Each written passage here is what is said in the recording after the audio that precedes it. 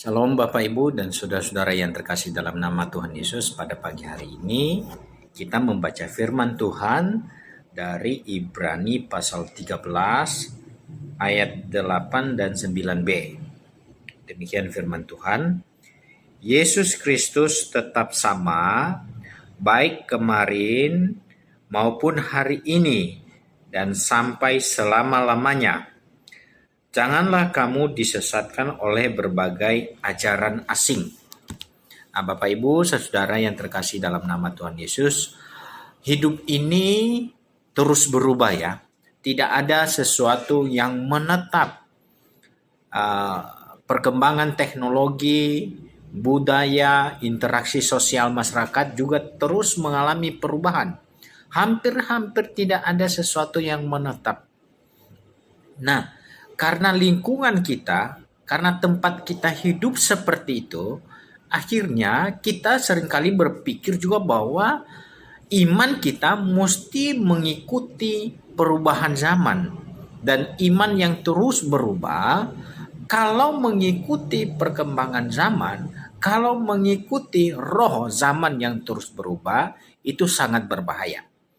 Dan orang-orang Kristen diberikan suatu pengharapan yang sungguh sangat mulia di dalam Yesus Kristus sebagai sandaran iman kita di tengah-tengah dunia yang terus berubah ini. Kita membutuhkan satu tempat sandaran yang teguh, yang tidak berubah. Dan kita orang-orang percaya adalah orang-orang yang diberi anugerah untuk menikmati hal itu.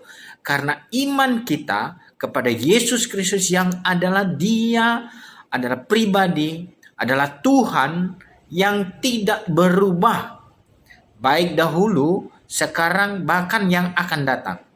Baik yang sudah kita lewati, baik pada waktu sekarang, maupun pada masa yang akan datang adalah masa yang kita tidak tahu, Yesus Kristus yang pernah berjanji itu akan menyertai kita selama-lamanya adalah Tuhan yang sama. Janjinya itu tidak pernah berubah.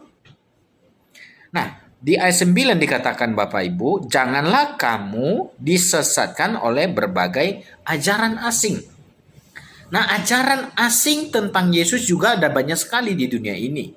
Dan juga sebenarnya bukan hanya ajaran tentang Yesus yang asing, yang aneh, yang membuat hidup kita semakin jauh daripada Tuhan.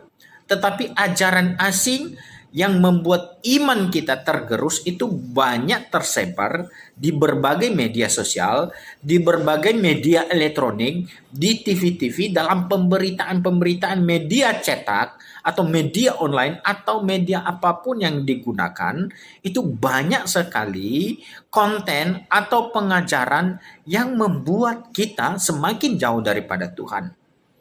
Nah, lagi-lagi bahwa orang Kristen dalam situasi yang terus berubah itu punya sandaran yang teguh, yaitu Yesus Kristus yang tidak pernah berubah itu.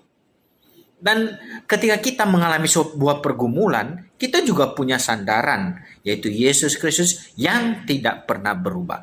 Ketika kita mengalami suatu penyakit atau mengalami suatu tantangan hidup, kita punya sandaran yang teguh, yang tidak pernah berubah. Kita punya Yesus yang adalah hidup di dalam kita oleh Roh-Nya, itu yang terus bersama-sama dengan kita, sehingga kita dapat terus menjalani hidup ini. Jangan pernah bersandar kepada sesuatu yang terus berubah. Bersandarlah kepada pribadi yang teguh, yang tetap, yang tidak pernah berubah. Dialah Yesus yang selalu setia menolong dan menyertai kita. Amin.